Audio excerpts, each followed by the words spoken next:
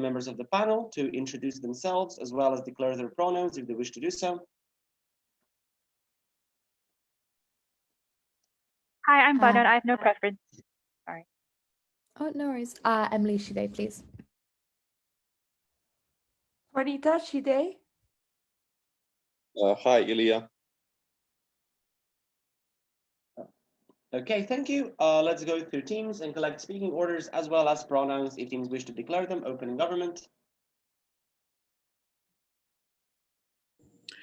Hi, from opening government, speaking first is Marvelous, speaking second is Mace, no preference for both of us. Okay, thank you. Close. Opening opposition. Anna speaking first, she, they, please. Emma speaking second, she or they, please. Closing gov.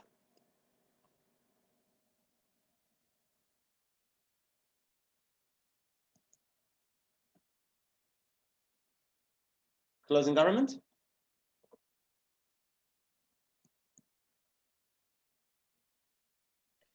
Hello, closing government here.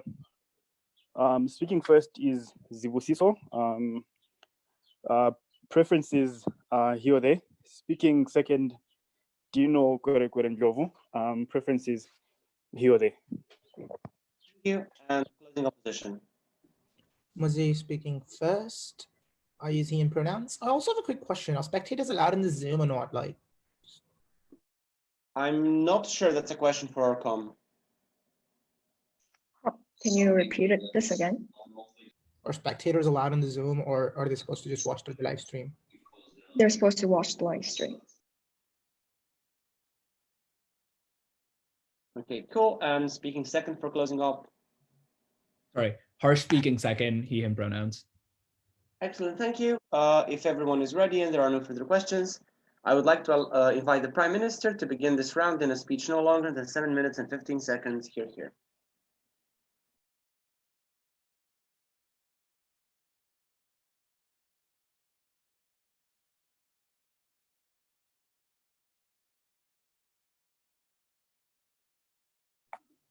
All right, am I audible? You are. All right, great. So I'll be taking POIs. Just unmute yourself and indicate. And I will take you at any point in time you have a POI. So without further ado, I'll be starting in 3, 2, 1, go. Panel, you need to understand that the specific interest of the United States, which the Biden administration represents, is under a direct existential threat within the Middle East. Heightened levels of geopolitical tensions means the United States has a capacity to be shut out from being able to engage in trade, economics, and every other interest it has within those spaces in itself. We think moving for more marginal concessions that can likely bring more levels of marginal changes are important. The Biden administration seeking to reinstate the JCPOA is something that is particularly important, especially since the Trump administration pulled out from it in the first instance. First things I'm going to give you my speech here is firstly, why this is likely to happen and why it is very possible. I'm going to mechanize this and give you impact of why it's important. Second thing is why this is extremely beneficial for United States and all parties interested in the debate. Third thing, why opposition's comparative they have to defend is more likely to bring you structural changes. We're going to give you structural reasons why that is true in itself. First, you need to understand is that the current society, the president of Iran, Hassan Rouhani, is the most moderate Iranian president we've had in the past 50 years of Iranian administration in the first instance, meaning he's the most willing person to work within the United States. Why? Alternative mechanisms of the JCPOA are not friendly. For example, the Germany JCPOA plus, which necessitates Iran to make large levels of more concessions that many of the parliamentary conservatives who are more rightists don't agree to in the first instance. Second thing, that there's a coming election within Iran in 2021, which means that there's a likelihood of the current moderate president moving up from power. So the fraction of time window that is important for Biden to be able to engage Iran and agree for them to come back within the JCPOA terms and conditions that exist currently and Biden that Trump put out from is very, very fractioned. Like there's a tiny time window which is a very, very existential threat. That creates a slippery slope here. That is important for them to engage in the first instance. Why then is this going to work? Is that firstly, Hassan Rouhani is largely in control of the hegemonic media, which is why Sami Fahad controls or agrees with the current presidential in terms of the agreements and conditions in which they engage with other countries in the first instance. Meaning that even if the JCPOA is not comfortable to any of the parties, it is only when there is a move to reinstate it that you can actually get improvements of the terms and conditions that can meet the mutual interests of the parties within the Middle East. This means, one, you're more likely to rebuild the trust, which is important. Two, you're more likely to get comparative benefits for United States within the Middle East. Why is this true? Three things. The JCPOA mandates Iran to cut down its enriched uranium, reduces its enriched uranium by 98%, and 2/3 of its gas centrifuges. Meaning, one, it can't sell hard water to China or Russia or all of these antagonistic parties in the first instance. Secondly, it cuts down their nuclear program increasingly, meaning United States has less worry over a possible nuclear spike within the Middle East in itself. Thirdly, it lessens tensions between Iran and other parties like Israel, meaning United States has more capacity to get in and reduce the populism which clerics who are anti and radical US has within the Middle Eastern region, especially in Iran in itself. And this is important. I'll take you. Cool. I think that having new sanctions or new deals negotiated goes against the very basis of the JCPOA. New agreements probably limit the scope of the debate to government. We think that new agreements are probably not within this.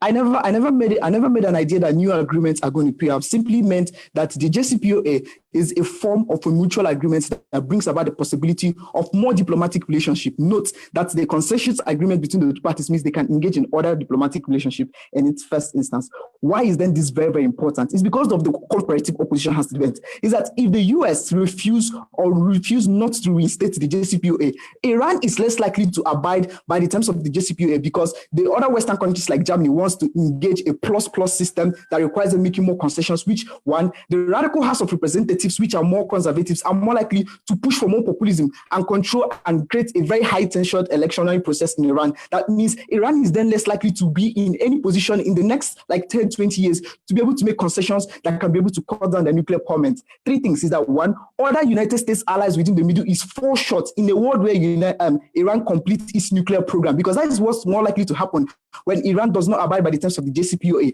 Secondly, is that sanctions on Iran are less likely to work in this instance because one, they can now have alternative trading with China, India, like China, UAE, South Korea, Japan. Why? Because they sell hard water, enriched uranium to these parties who have more interest to be able to consolidate trade in the event where the sanctions have little or no impact on Iran in itself. What this means, you allow for a more radicalized Iran within the Middle East. And this is extremely helpful because already conflicting tensions exist, especially after the assassination of Qasem Soleimani. Meaning, United States has to be able to quell that tension and create a very, very stable society for United States to be able to agree. We think they've already started doing this with the Abrahamic Accords, meaning United States now have a stance to continuously engage in a more consolidative, relation stance with Iran in itself, to be able to create a space for itself to be able to engage diplomatically and also economic-wise in the first instance. The idea to this is that when Biden tries to restate the JCPOA, it gives Iran an alternative option that allows for marginal concessions to happen. This is mechanized in three ways. Is that Hassan Rouhani, who is likely very moderate, has more capacity and more tendencies to want to engage in this deal in the first instance. Secondly, is that you cut down all the radical incentives that exist within the political spectrum that wants to shut out the United States entirely, meaning reducing the existential threats of the United States within Iran in itself. Third thing is that you reduce the level of Iran hegemonic stance towards a nuclear power enrichment, which is an existential threat for United States. The reason is because the reason why countries place sanctions on countries and it works is because you know that those countries marginally can't counter those sanctions. In a world where a country can now primarily target you with nuclear weapons, this is the reason why two major powers having nuclear weapons is deadly. Like United States can't do anything to South Korea because in the worst case scenario, they throw nuclear weapons, you throw them nuclear weapons. The impact of this here is that US keeping Iran at a huge nuclear unenriched stage, which I don't know how opposition is going to defend how that is likely to exist in the world. It's primarily the most beneficial thing, especially with terms with reinstituting the JCPOA. I've given you structural reasons why this is more likely to happen. Is that Iran is already likely very willing to do this in the first instance. Secondly, United States has a capacity to engage on a more cooperative, beneficial agreement terms with them. Thirdly, is that one, you prevent Iran from moving for heavy alternatives of directly consolidating trade with other counter allies that are very antagonistic to the United States, like China, South South Korea, Japan, etc., which means that in such instances, you cut down their nuclear weapon empowerment, so they can't sell like heavy water or enriched uranium in the first instance. That means then you have to turn to the West for alternative trade in the first instance, meaning allowing for more consolidated agreements. We'll give you mechanized reasons why this is true. What then is the comparative in this debate? The last few seconds simply consolidate the idea that if Biden doesn't go to reinstate the JCPOA in the tiny fraction time window that exists currently, you are going to have a world in which you can't do that in the next few centuries or in the next few years coming. The impact of this here is that the existential threats that exist when Iran becomes a nuclear power or consolidates with counter-negative allies or practically become heavily more antagonistic because of that lack of a sort of diplomatic relations is more threatening to the United States. We probably win this debate.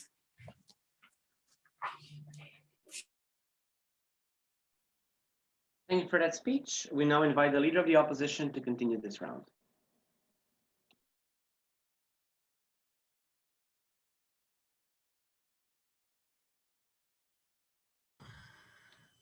Am I audible? Yes. Yeah, perfect.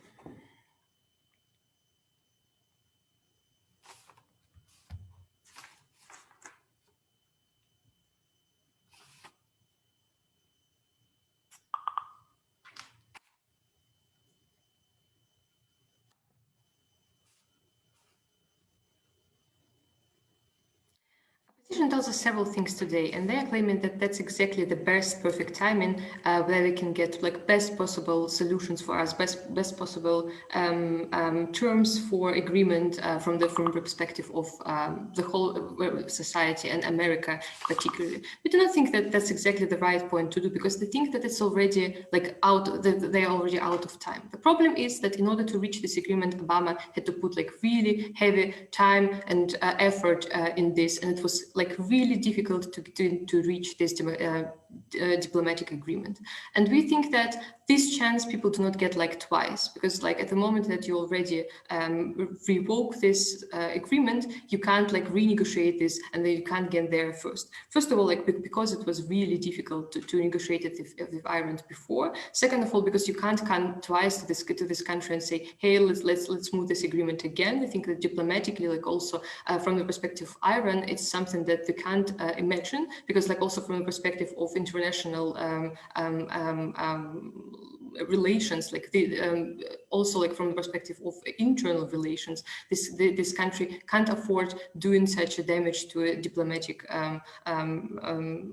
career in the first place. Also, I think that the bargaining power of United States is in the status quo not that high, because right now United States also like not the best ally for, or not the best like party to negotiate with Iran, because it's not very strong, because the political situation is not that good, because the economical situation is good, because the politics is polarized is in crisis. So they don't think that there will be like high chances that Iran will be involved, or that like at least America will get extremely beneficial terms of this agreement in the first place.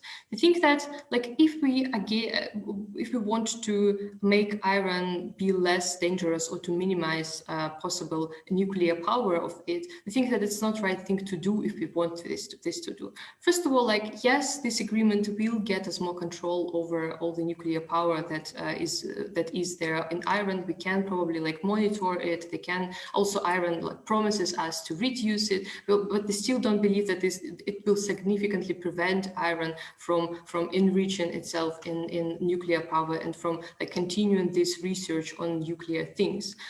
First of all, because there is still very high incentive on the side of Iran to still have nuclear power. Why is it the case? Because they need global influence, or at least some bargaining power in different negotiations, in different organizations. And they think that like comparing to situations there, Iran is constantly like under sanctions, constantly their hands are tied, and Iran can't do anything. They think at the moment that they like will get enough nuclear power, they will be like they have considerable more leverage in all the negotiations that we'll have. That's why they have high incentives to have like this higher nuclear power.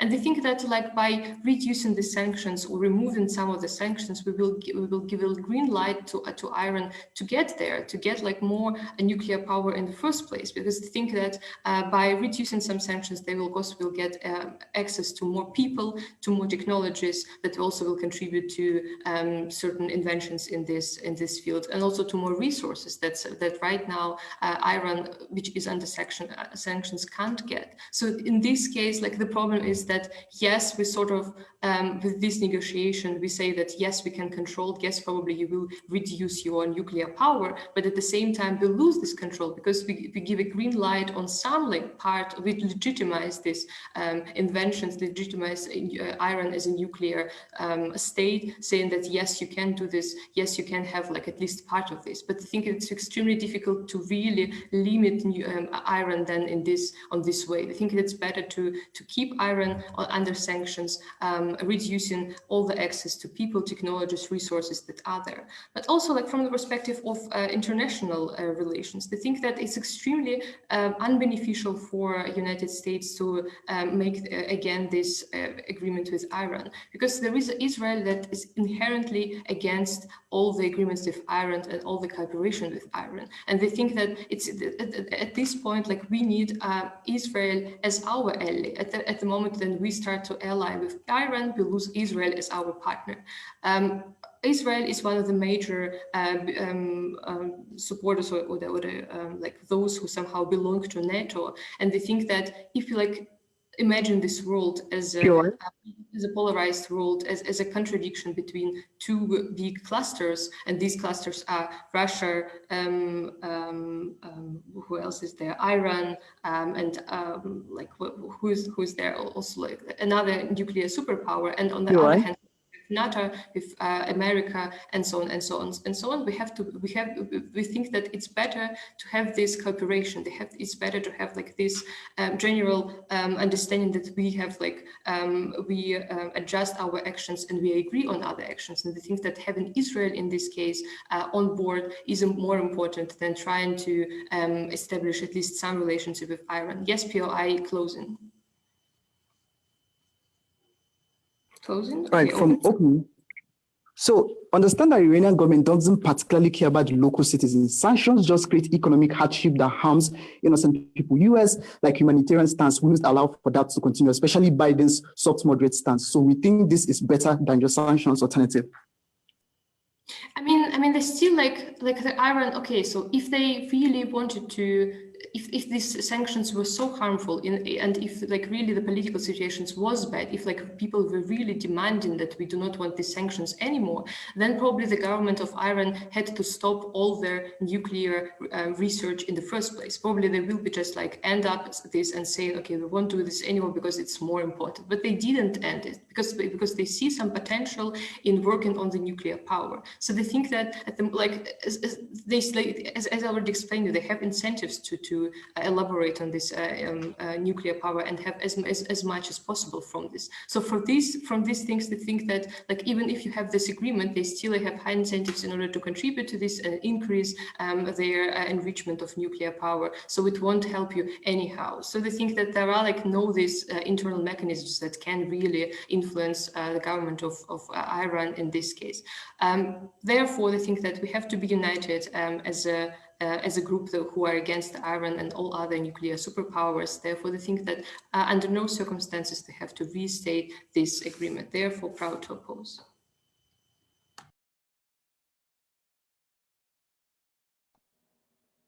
Thank you for that speech. We now invite the Deputy Prime Minister to continue this debate. Can I be heard? Yes.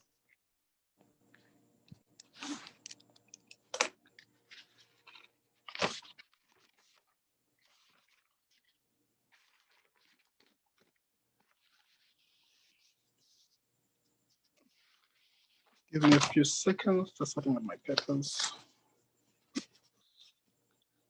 Okay, I'll be starting in 3, 2, 1. Chair, the first argument from opening opposition was like, diplomatic conditions are less likely to occur, they're less likely to work.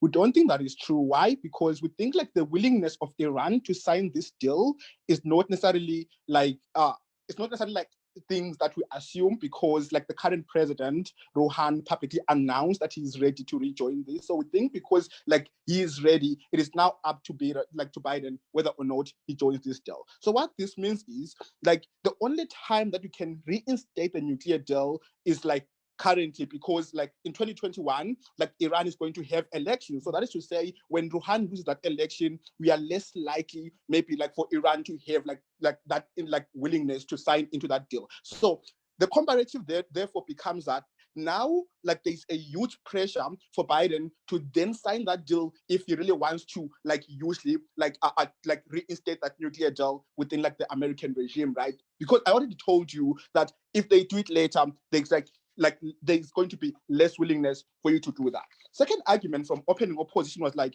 we can't prevent Iran from having a nuclear power.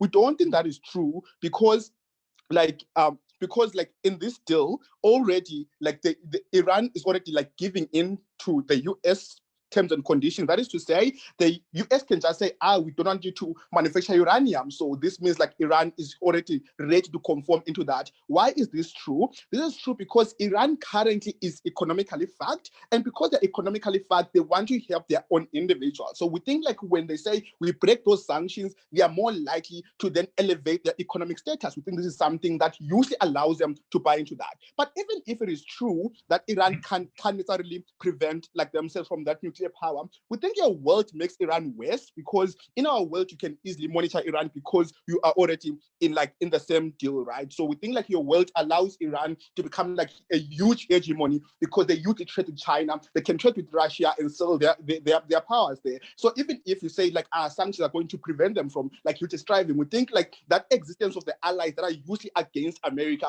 is more likely to make Iran to become like a super hegemony at that point. So that argument really falls out.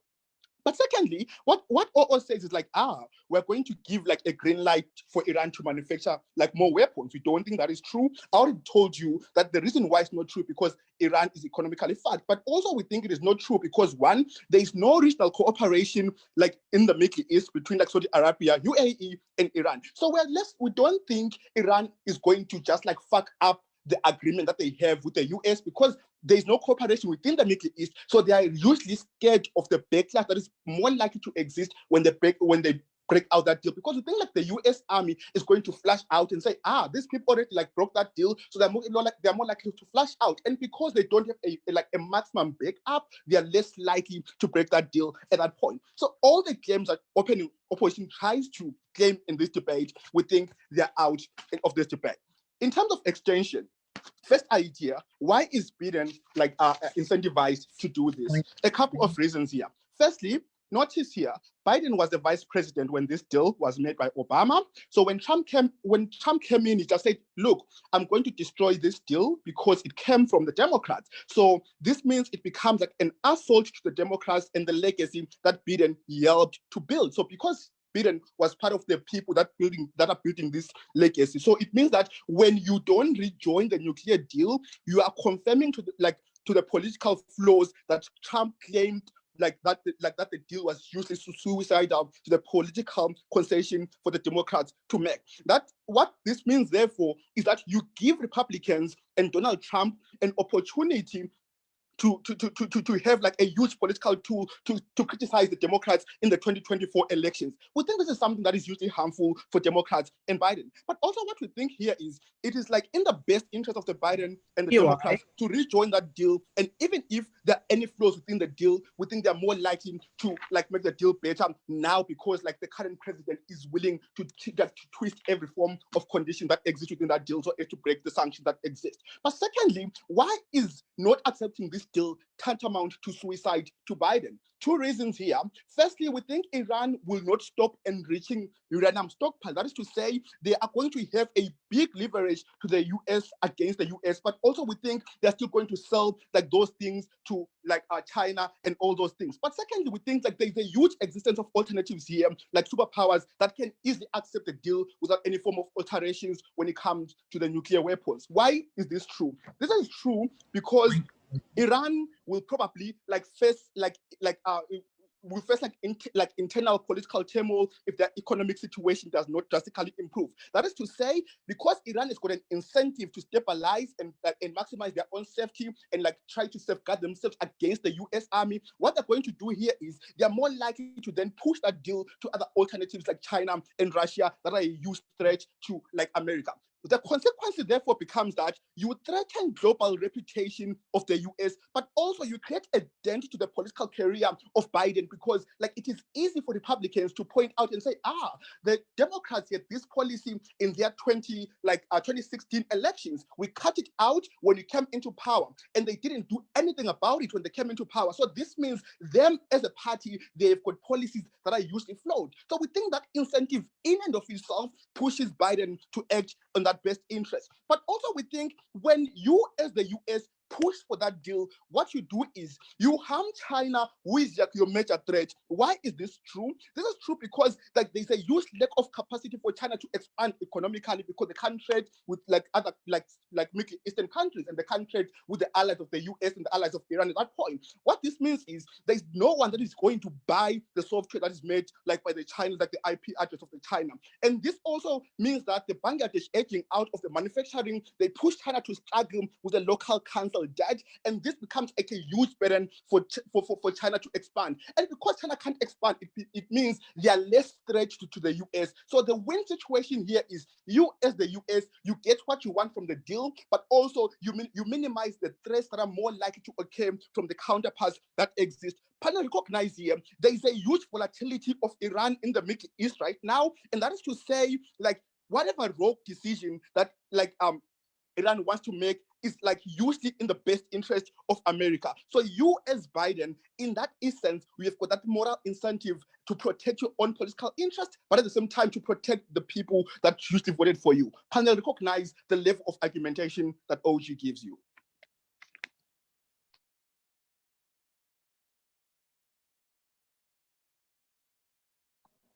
Thank you for that speech. We now invite the Deputy Leader of the Opposition to conclude the top half.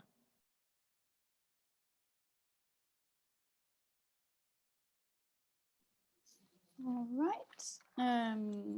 Please give POIs in the chat, and not by just unmuting yourselves. If I haven't taken any POIs by the 5:30 mark, then you can try and do that. But otherwise, please just keep it to the chat. Okay. Setting my timer and starting my speech in 3, 2, 1. All right. So let's go into this deal and what this deal is about again. What it does essentially is limit some of the things that Iran can do in terms of nuclear arms. It does not prevent Iran from working in that area entirely, and the restrictions that it imposes are only valid for 15 years. It allows Iran to still develop other arms. It allows Iran, for example, the ICBM technology. It allows Iran to still produce other means of weapons. And as we have seen, it also Iran still, after the agreement had been passed, tested missiles. So the potential of Iran starting an attack on one of its enemy countries, for example, Israel, which they have repeatedly, the Iranian government has said they want to annihilate, is still there. What the agreement does, it makes it slightly more transparent what Iran is doing, and it slows the development down. But it doesn't stop Iran from becoming a nuclear power. All it does is slow it down. And we think that on the whole, this doesn't suffice as a benefit from this deal to make it a good decision for Biden to reinstate it. On the contrary, we think that it is paramount, it is most important to stop Iran attacking anyone. We want to make that as unlikely as we possibly can. We want to protect those in the West, which might be threatened by Iran, but especially the neighboring countries and Israel, and also those that are affected by terrorist groups like Hezbollah, which are being supported by the Iranian state. We want to protect them from war, from suffering, from death. In a world where Biden reinstates this agreement, there is the real chance, there is the real probability that Iran will benefit from sanctions being lifted. Their economy will likely benefit, which, yes, we concede is good for the Iranian people. They will likely suffer less, but which also means that Iran then has more money to build more weapons and to further and not use it for the benefit of their own people, but to further the development in terms of being antagonistic towards other states and other peoples. Because we have seen, yes, opening government's right in claiming that this is the most moderate Iranian president, but he still believes that the West is Satan and that, as I say, Israel should be annihilated. So the antagonism and the rhetoric and the real threat is still there. Now, in terms of international, the international balance between nuclear powers, we see that this deal has put a strain on the relation between Israel and the US, because Israel strongly opposes this deal because it doesn't help the threat that they face. In fact, because the economic benefits that Iran will have from this deal pose a greater threat to Israel. Israel is opposed to this. We think that unity among the Western states, NATO and its allies, is paramount when it comes to nuclear powers, especially when we are anticipating that after some time, because yes, as I say, the development of nuclear weapons in Iran will be slowed down, but it will still take place. Iran will also enter that playing field of nuclear powers. It is important that the Western nuclear powers remain a unity rather than becoming fractured among themselves. Okay, POI. I prefer one from closing, but if there is none, I'll take opening. Closing. Okay. Right. The notion that Iran, if it does not get back into agreement with the United States, will continue making the West and its allies strong is false, because after Trump pulled out of the agreement, the other states were not pleased with Trump's stance and they wanted the agreement to come back on. So we think on our end, you guarantee more unity when the agreement is back on. Okay, right.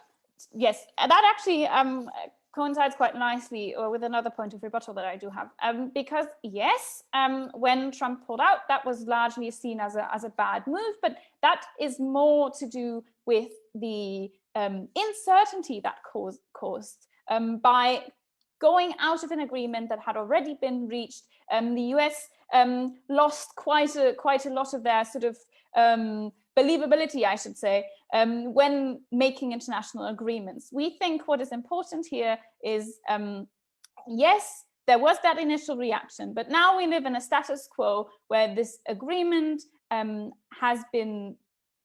is out of place, and reinstating it would again be going back on a decision already made. Yes, maybe some of the states might like that, but on the whole, it would provide further uncertainty. And again, some major allies were and still are strongly opposed to this.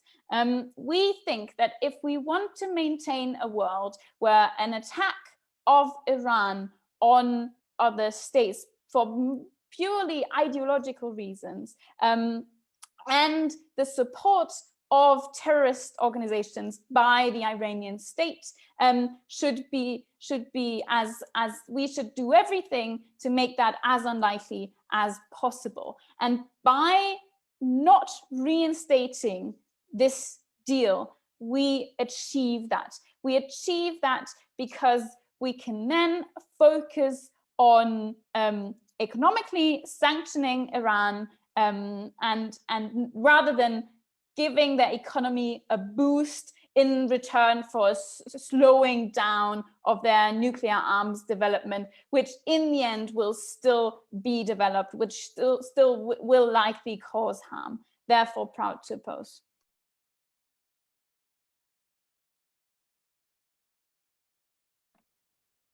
Thank you for that speech. We now invite the member of government to open the closing half debate.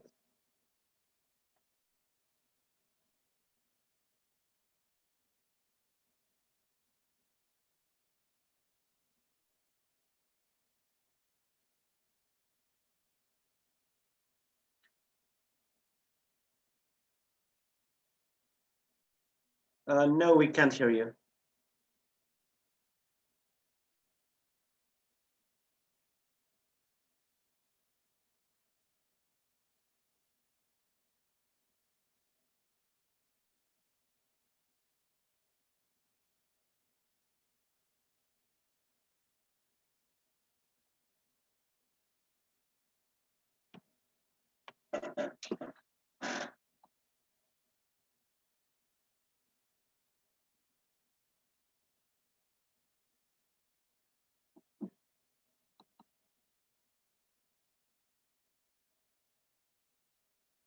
Yeah, we can see you, but we can't hear you.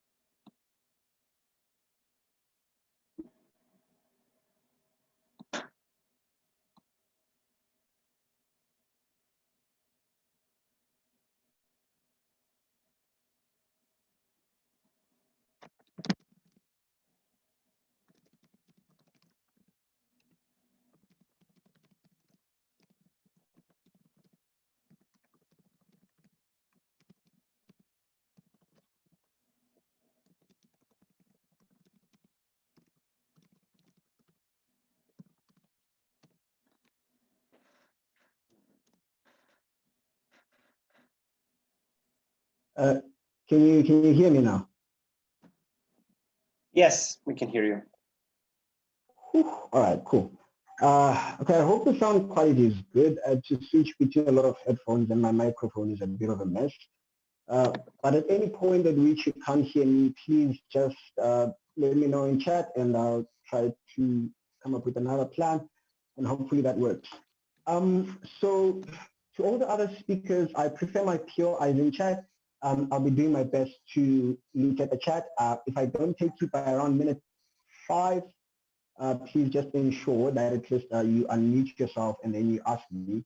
That way I'll be sure to attend to you. Okay, fine. So let me just get into chat so long. Cool. Set my timer.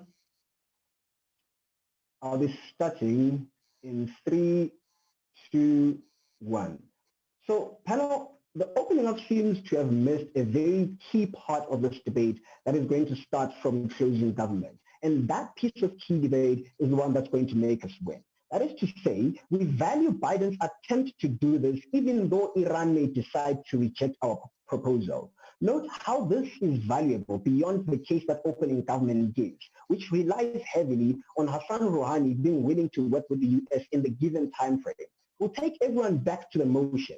The motion clearly states that this is something that Biden should seek to do.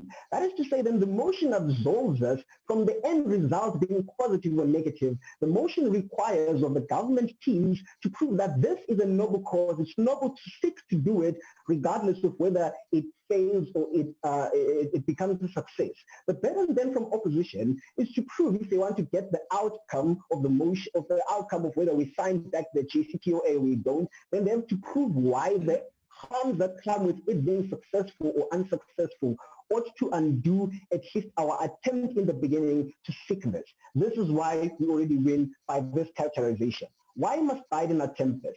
First piece of characterization is to look at Iran's very specific positioning. Number one, the Iran Supreme Leader Khamenei and Prime Minister Hassan Rouhani are under fire internally. This isn't shown on main social media because of the stronghold that they clamp on in Iran. That is to say, there's a serious economic meltdown in Iran, and unlike our OG, we'll show you why this is true. This is true because, firstly, of COVID-19. In the Middle East, Iran is one of the worst affected areas by COVID-19. People are dying and dropping like flies in Tehran. But beyond that, it's due to the sanctions that the United States imposes on Iran, when it tells everyone that if you trade with Iran, then we will impose sanctions against you. And that, not only that, but beyond Iran, it's Iran having oil as its primary commodity of export, and Iran is facing serious harms, or rather serious competition from other oil exporting nations such as Russia and the United Arab Emirates, Saudi Arabia rather. Yeah, so I think that kind of competition is one that is putting Iran in a very, very tight space internally. That in of itself allows the threat of a revolution within Iran from its people internally. But beyond that, there's also a geopolitical meltdown in Iran. That is to say, Qasem Soleimani, the top general, was assassinated by Donald Trump. Not only that, but recently, it is supposed that Israel is responsible for the assassination of the top nuclear scientist, Fakhrizadeh. The importance of this is that the people within Iran need their leadership, and the leadership is feeling the pressure to be the kind of leadership that negotiates from a position of power. There's a very strong need to appear strong internally, otherwise the revolution lies at the door of Supreme Leader Khamenei.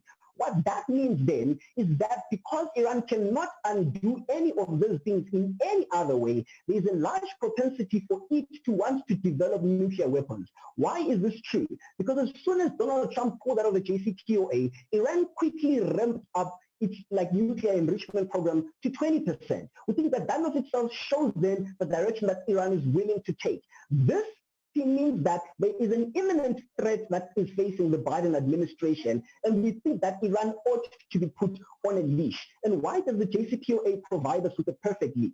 Understand that Fiji is the first team in this debate to talk about the JCPOA in detail. First point to say here is that the JCPOA limits Iran's nuclear enrichment to levels below 5%. But then, because Donald Trump left the treaty, Iran scaled it up to 20%. This is dangerous. But also the JCPOA subjects Iran to consistent inspection and oversight from international nuclear agencies. They report to us, we go there and inspect, something that the United States is a part of. So allowing us to get back into this treaty means that then, as the United States of America, we are far more likely and far more able to quell the threat that Iran poses. Because once Iran wins with its nuclear enrichment program, that it negotiates from a position of power, it will be able somehow to undo either the sanctions or to force other countries to trade with it. But beyond that, it uses its propensity to let go of funding terrorist-like groups that exist within the Middle East that have an anti-American agenda. But beyond this, why we win further from closing, because we're showing you what the benefit is to Joe Biden at the point at which we win. But at the point at which we're rejected and we fail, why do we think this is still very important? Number one, we say it took President Obama 6 years to secure the JCPOA, including 3 years of direct negotiations. Discarding this deal will ensure a growing nuclear crisis in the Middle East amid domestic upheaval and eroding relations with Tehran. This is something that is quite important that you have to understand, panel. But beyond that, the United States has been pursuing very isolationist stances because of Donald Trump. That is to say, we've pulled out of the JCPOA, but beyond pulling out of the JCPOA, we have pulled out of things, okay, I think my phone is off. Let me just, cool, so, all right. So we have pulled out of the JCPOA, but we've also pulled out of the Paris Climate. We've pulled literally from funding the World Health Organization. It is important for Biden, who ran all of his campaigns as an anti-Trump rhetoric, to be able to undo the United States isolationist stances. We think that this is the first step. Why is this important? It mends our relationship with our other European allies. The alarm is gone. It mends our relationship with our other European allies who've shown commitment to maintaining the treaty. But beyond this, I'll take a POI from CO. still exists, since it was a P5+1 treaty. Even if the US pulls out, this treaty still exists and everything is still in place. The only thing is the US is not a part of it. Why is the US coming back specifically so important for the enforcement of the deal when it's still being enforced? It's important for the US to be a part of it is because the United States has a very significant nuclear power to be able to sort of like ensure that Iran stays in the deal. The removal of the US, even though Germany and the United Kingdom committed to it, did not stop Iran from enriching its nuclear program. That's why they need the United States back in there. But beyond that, we think that it's important for Biden, who will seek to make like agreements with other countries, to show himself as a man that is different from Donald Trump and to prove again to the very world that the United States is one country that honors its commitments. Because understand that currently there's rhetoric that Donald Trump is just a blip in the system, the first inconsistent president. And we think that Biden has an overwhelming capacity or has an overwhelming need to ensure that that is the case, to undo everything that Trump has done so that his administration can make agreements that will benefit his country and also ensure that he secures a second-term election if he wants to. But even if he doesn't want to, we think that lays important groundwork for the Democrats that come after him, Kamala Harris or anyone else. Panel understand that OG wins because we prove why this is something we ought to attempt even if we fail. And when we do, we think that that is something that we benefit from. Proud to win from CT. Guys, we turn on the island. Thank you for that speech. We now invite the member of the opposition to continue the round. Cool, just give me 1 second, sip some water.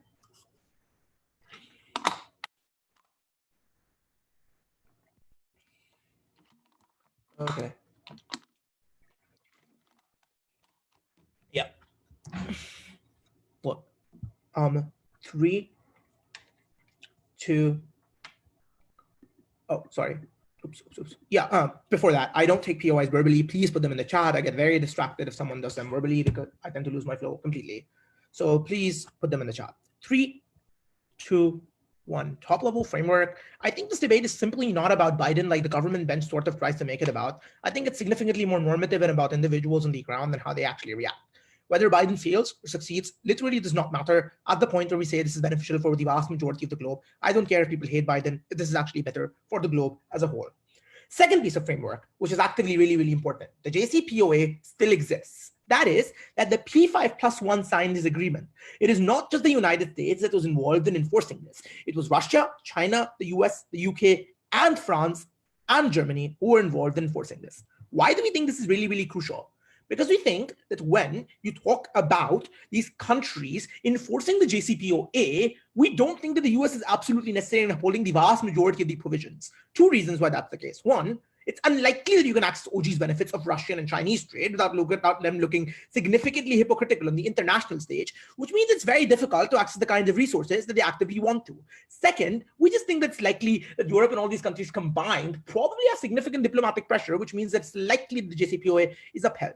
Third piece of framework. Why is the JCPOA a really, really bad deal and why you shouldn't opt into it, right? And this is really, really crucial because CG tries to tell you, but JCPOA limits enrichment and stuff. There's 4 reasons why the JCPOA is actually a really, really bad deal, right? And JCPOA is really, really a bad deal. First, I think it's really bad because it necessarily doesn't limit uranium enrichment to the degree that they're talking about. 5% enriched uranium across a singular year can still be used for nuclear weapons, Second, we think IAEA inspections literally have to inform Iran before they can actually go in. That is, there are notices that have to be given. We think that that's massively problematic insofar as that enables any illegal traces of activity to be hidden. But more importantly, it also means that Iran can decide to not give access to particular nuclear sites. This literally happened, if I remember correctly, in 2016. Third, there's sunset clauses, which means that necessarily the JCPOA automatically dissolves after a certain period of time. That is, that Iran has funneled money in status quo, but at the point where you funneled enough money, Iran can very well say, okay, 10 years have passed, we're going to now start enriching our uranium.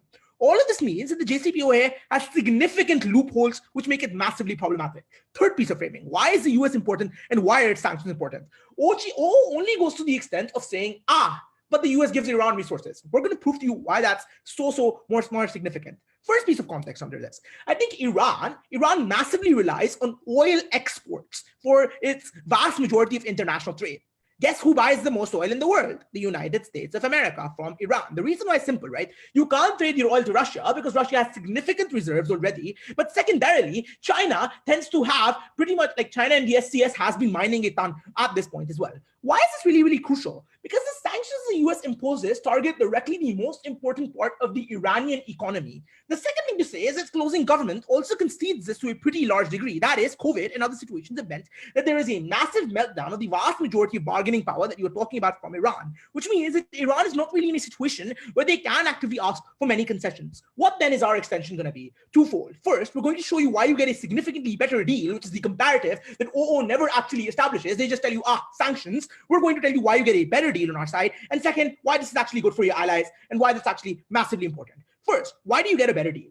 I think I've already framed out why Iran is massively likely to be in a bad bargaining position at this point of time. Second, but I'll just go, the fact that they have literally COVID going on and have to have body bags, the fact that their oil exports have dropped to literally 5% of what they used to be in 2012, the fact that Iranians have had massive protests for their economic conditions on the streets, which have literally said where Ali Khamenei is literally been scared for his life at certain points. We think those kinds of things mean that Iran is significantly likely to negotiate. What then do we think is the comparative? We already told you why the JCPOA is bad. We think then that at the point where you necessarily buy into this particular deal and the US says we want to negotiate, we think reinstating the JCPOA is not the most optimal deal that you can possibly get. We think then that what's likely to happen is twofold. First, Biden does agree to renegotiate, right? We don't think that that's a problem. We just think it's likely that you set up a significantly better deal. What do we think this deal looks like? First, we think it looks like limiting uranium enrichment even further. It looks like not having sunset clauses so that you can't develop a nuclear weapon in the future. It looks like supervising things like ICBM technology because that is literally how Iran's likely to launch its nukes. We think that those kinds of things are massively important. Second thing to note under this, even current European countries did actively criticize the JCPOA when it was founded and called it an American plan for inaction. They only signed onto it because the US and Obama were unwilling to take a relatively stronger stance. We think that this is massively important in actually limiting proliferation. Why? One, limiting proliferation is probably good at the point where you don't allow literally tons of other countries to get their hands on nukes. But second, this is actually really, really good for Iran as well. We think the people of Iran are suffering and therefore they're likely to concede. But this often means that you literally provide the people on ground within Iran actual food and other forms of necessities. Notice that you're probably able to add this as a condition in your newly negotiated Iran deal as Biden. We think this is probably also good for Biden because he can separate himself from Obama's legacy rather than looking like a puppet all the time. We think that means that we're able to significantly curb the nuclear enrichment that OO and OG really wanted to talk about, but never proved why they would be able to do this. Because I don't think that you're able to. That's reinstating JCPOA is probably bad, but at the same time, just sanctions are not going to limit Iran from curbing uranium enrichment. I'll take opening at this point, right? Given that your speech is a replication of Trump's 2016 speech, till today, the claim that you are trying to defend in your material have not been proven, even Trump didn't prove. So given that the Democrats have got interest to win the 2024 elections and protect the people that you want to protect in your world, why shouldn't the Democrats do this? Cool. It's not about the Democrats. This debate is literally not about the United States and its elections. It's a normative debate first. Second, we told you why this particular condition is unique. CG considers this. COVID has meant that Iran is literally crippled at this point. They're likely to concede to most negotiations. Cool. Plus, Trump was also isolationist. Like, Trump was crazy. I don't think Trump is a very good example of saying why policies don't pass. Okay, finally, on why this is better for your allies. Look, I think the JCPOA, when it was negotiated, was often accompanied by outcry from Israel and Saudi Arabia. They very clearly talked about how this was a massive threat to their own national security. What is the comparative in our world? One, we think it's very likely that you're able to have these countries actively participate in the talks. It looks like saying that you no longer have sunset clauses, which was what Israel was so worried about, which means that you strengthen your relationships with them. This is massively important because we think, one, at the point where Trump has messed over relations with the Middle East when they withdrew from Sudan and Turkey, I think that's the point where you need to reestablish ties with your Middle Eastern allies. Saudi Arabia and Israel have both already criticized the JCPOA. At the point where you re-enter into this, they're likely to want significantly trust you less, which means that conflicts which already exist within the Middle East exacerbate further. The comparative is you regain their trust and allow your allies to trust you significantly further because you include them in the renegotiation of a good deal, not like the JCPOA. For all these reasons, we're very proud to oppose. Get a better deal. Vote CO.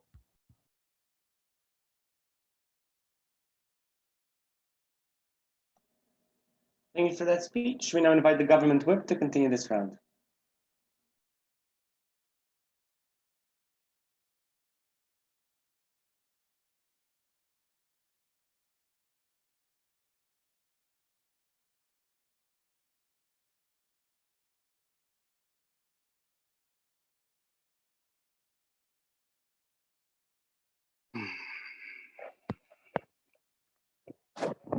Hi, am I audible? Yes, you are. All right, please give me a few seconds while I'm putting my papers together. Thank you.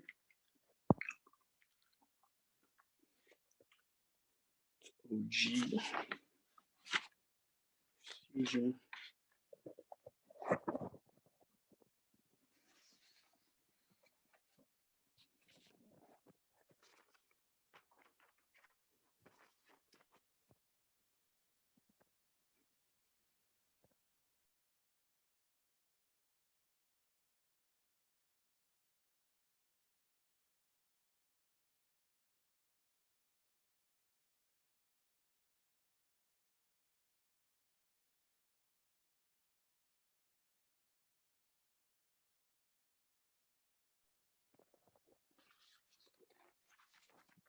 Right, starting in 3, 2, 1. Panel,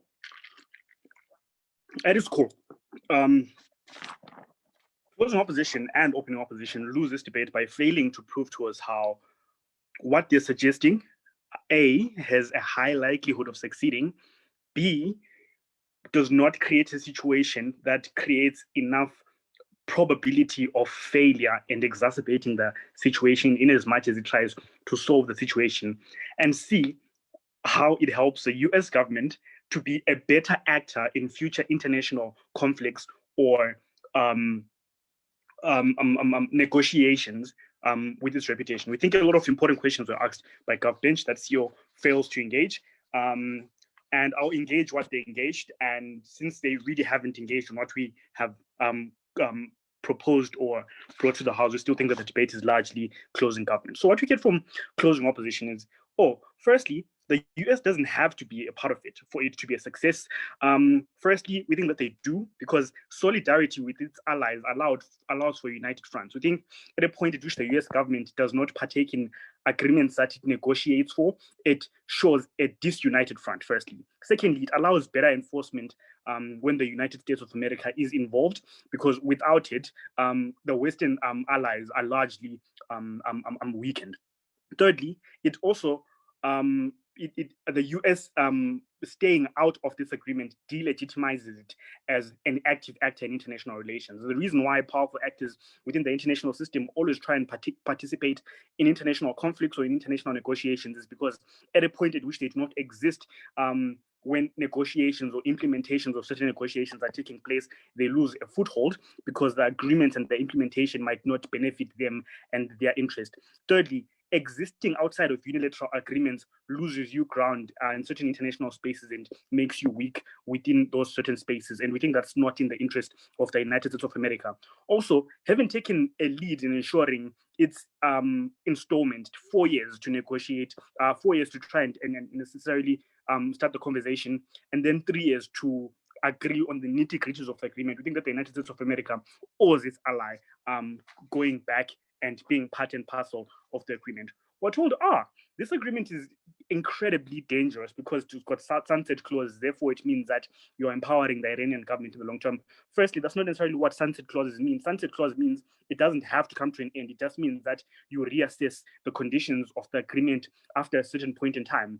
Why this is necessary is because the aggression and the interests of Iran might have changed 50 years from now. We think that's a very logical and plausible reason why a sunset clause is very justifiable. They don't tell us how a sunset clause is unjustifiable. Therefore, stating that a sunset clause allows them to leave, it also means that they can stay or improve on those conditions later on, right? Also told we can argue on a better deal. I think opening government firstly gives a POI to show that as it currently stands, a better deal has not yet been agreed. But what we tell you from closing our government is, firstly, it's less likely to be agreed, especially after the United States and its possible involvement in the assassination in Iran makes it less likely for a new agreement to be achieved, especially if that agreement seems to push the wrong buttons with Iran and puts them at a worse off condition.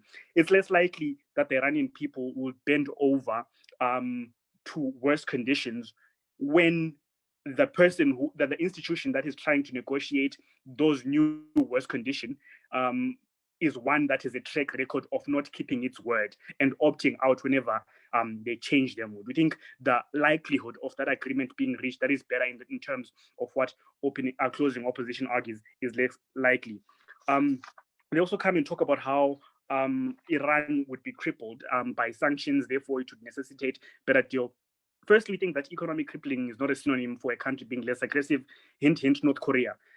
Crippling a country either allows you to be able to negotiate with that country better, or it pushes them to the extreme and forces them to enrich uranium quicker. And this is something that we don't want to risk, especially if both parties are currently willing to enter an agreement that would benefit both sides significantly. We think that an existing agreement improves the situation, might not make the situation perfect, but improves the situation. And we think that from closing government, that is something that we value extremely. What OO tells us is, we asked them a POI and they tell us that the United States of America lost a lot of their credibility. They don't tell us how you gain that credibility by not only abandoning the agreement, but abandoning your partners and then being involved in an assassination and then coming back with worse off conditions without necessarily guaranteeing that this new agreement would be held to account. We think that other European powers or Western powers are less likely to be interested to partner with the US government because of their track record of shifting policies. We saw it with the climate change, the Paris climate change deal. We also saw it with the Iranian deal. We think this sort of thing robs them of their ability to be part and parcel of this conversation. Opening government tells us, the debate is on the government bench. Opening government tells us that it harms Biden's political career. It minimizes threat that can occur to foes of America. We explained to you with more reasonable examples about how North Korea, as an example of a country that was anti-America, at a point at which it was put under sanctions because of the same reasons that the US wants to put sanctions on Iran, led to it enriching its uranium and being more of a threat because it's rogue and it's less controllable. They also spoke about the opportunity cost and how sanctions harm the most vulnerable. What we, however, tell you from closing government are the following things. Firstly, we prove that it's a noble attempt for Biden to seek to reinstate the JCPOA, even if it fails, right? Secondly, we think that Iran has a propensity to develop nuclear weapons because this development is the leverage that current government needs to show strength to its own people who are growing frustrated with the leadership. We think this allows this agreement to be more meaningful. We think that the agreement is a leash we need to keep Iran from developing nuclear weapons. It allows for inspection. We are up to date with all of Iran's nuclear developments, unlike the alternative when we are not, because we're gambling on trying to piss them off as much as possible and hoping that pissing them off allows them to agree to more agreeable deals. The agreement allows us to monitor and prevent Iran from developing nuclear weapons, but beyond this, it enables us to act when Iran breaches the deal. Why Biden? He's on an anti-trail rhetoric, and reinstating the deal allows him to stay in character, but also allows him to do what he campaigned on without necessarily breaking what he was campaigning on. He's seeking to reinstate the credibility of the US as a deal maker. Even if we fail to reinstate the agreement, we gain the credibility as an administration which seeks to be a consistent partner on agreements and deals elsewhere. From closing government, we've never been more proud to propose. Thank you for that speech. We now invite the opposition whip to conclude this debate as a whole. Right. Just to confirm, am I audible? You are. Okay, perfect. Thank you. Before I begin, I would really appreciate POIs in the chat. I will take one around 5:30. Muzi, thank you so much for partnering with me this weekend. It's been a good run. It's been fun. I'll see you back at school soon. But with that out of the way, let's start in 3, 2, 1. Panel, realized closing government seems to have missed the major chunk of Muzi's speech, especially at the portion where he tells you that this is a normative debate. We do not care about whether or not this somehow fulfills the Republican or Democratic agenda, etc., etc. We don't care about U.S. internal politics. What we care about is the health and the safety of people as a whole, and we're going to tell you why not reinstating the United States to the current deal is going to be worse. Why reinstating the current deal as a whole right now is going to be worse normatively for people around the world. first things first, I'm going to respond to why the United States is not inherently necessary in terms of negotiating this deal. Realize the point of time, even without the United States, the P5+1 minus the US are still some of the strongest nations in the world, along with, as Muzi tells you, the backing of the rest of the European Union. At that point of time, we think these nations are still able to enforce the deal as well as they could, even with the added interest of the United States. I don't see why the US just like bringing in a little bit more muscle is going to be somehow better and stronger in terms of negotiating this deal or enforcing it. I think both government benches needed to do a lot more work on that. But it's like couple of reasons to why all of these nations are enough. One, even like all of these nations together probably make up some of the strongest military powers on the earth right now, even without the United States in the mix. Two, we think there is a bunch of like physical proximity and like all of the trading partners that OG was nice enough to identify, possible trading partners that OG was nice enough to identify for us are already bound by this deal, like Russia and China, and they're probably not going to go ahead and do something like that. So I don't think there's any sort of like weird stuff happening right now. Next is why this deal is inherently just bad in terms of stopping Iran's development as a whole.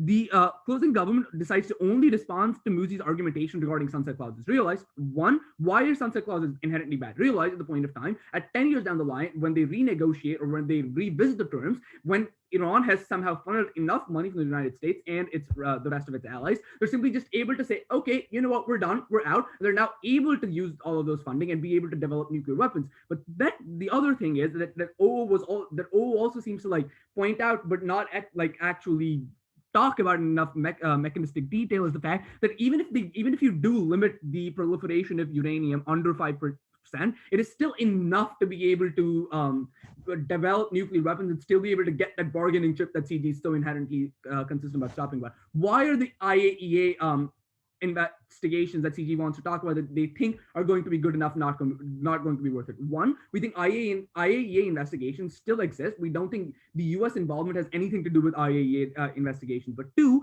we think that IAEA investigations have to give notice, as Muzi talks about, and they can, this allows Iran to hide illegal activity, but two, allows them to stop and say no to giving IAEA access, which, like Muzi said, they've already done in 2016. This does not work. Why is getting a better deal simply going to be better, normatively speaking? Realize this is where we take it over opening opposition, because while they do talk about how sanctions are more important than enforcing the deal as a whole, they never talk about why this is the key point at which we can renegotiate a better deal. First of all, let's respond to closing government's question as to why we get a better deal. One, we tell you, and this was conceded by both government benches at different points of time, regarding the fact that Iran is simply just more desperate right now than they were in the past. There's COVID, there's economic sanctions that have crippled them, and the fact that the Iranian president is the most moderate one that we've seen in years, and we're going to see in a while. OG will take it on 5.30, and that simply just makes them more amenable. We think at that point of time, we're likely to get a better deal. Why is this better deal likely to be good? One, we think this allows us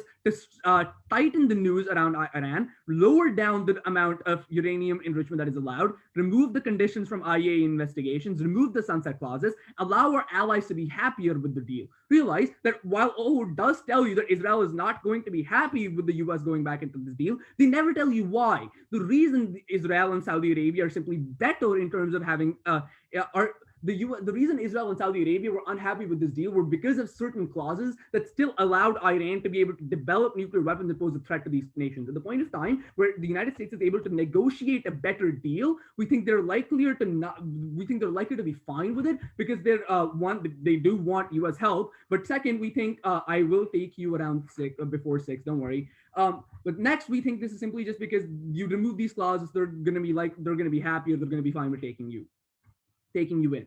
Next thing, why is this better deal and pleasing other allies inherently more important? Realize Israel is the United States' biggest ally in the Middle East, while Saudi Arabia is one of the biggest regional superpowers. These are two nations that were inherently against this deal and pose the strongest friendship and the strongest opportunity for the United States. At that point of time, we think it is inherently just better for the US to go and make sure that these nations are happy. Neither government bench tells you as to why Iran is the most important thing right now, especially when they're going to be able to develop nuclear weapons regardless of the deal existing. I'll take OG. Given that Biden has a small time window with Rouhani to work together, and asking for a completely new deal will take at least 3 years to arrive at, why shouldn't Biden rejoin the deal after securing the trust of Iranian leadership? You don't show how another leader after one in that 3 years time will settle for an entirely new deal. We think we don't think it's going to take as much time because Iran is incredibly desperate right now, which we think is going to make it faster. But two, even if the US decides, why should the US not join its deal? Because one, in terms of international pressure, we think it's been a while since the US dipped from the deal. We haven't seen any sort of long-term IR consequences from that. So I don't think it's it's leading to all this lack of solidarity and stuff like that. But two, why is it inherently just bad for the US to go back in? Because we think it shows lack of solidarity with its allies in the Middle East, which, as we tell you, are likely to be better for the US because these are stronger allies for us and they're likely to create more security in the Middle East for the United States as a whole. Why is this normatively better for us? And we're the only team in the round that actually gives you the framing that the motion requires. Realize at the point of time where the United States is able to ally with some of the biggest powers in the Middle East, are able to limit Iran as a whole simply because they're able to negotiate a better deal. We think we, one, limit the likelihood that Iran is able to proliferate nuclear weapons. Two, we tell you that we're able to improve the lives of the people in Iran on the ground. Three, you're simply just able to reduce the amount of tension that pulling out from Turkey and Sudan created, meaning that the Middle East is once again ready to trust the United States. But what happens even if Iran doesn't exist? This is key. Realize the point of time, even if they don't agree with us, we still make friends with our allies in the Middle East again. We don't alienate them, which we think is likely to be better, because realize once the government changes in 2021, we think the Iran as a whole is still likely to be anti-US, but Saudi Arabia and Israel, etc., are still US allies, and they should be prioritized rather than fickle allies that we can't really guarantee in the future. Very, very proud to oppose.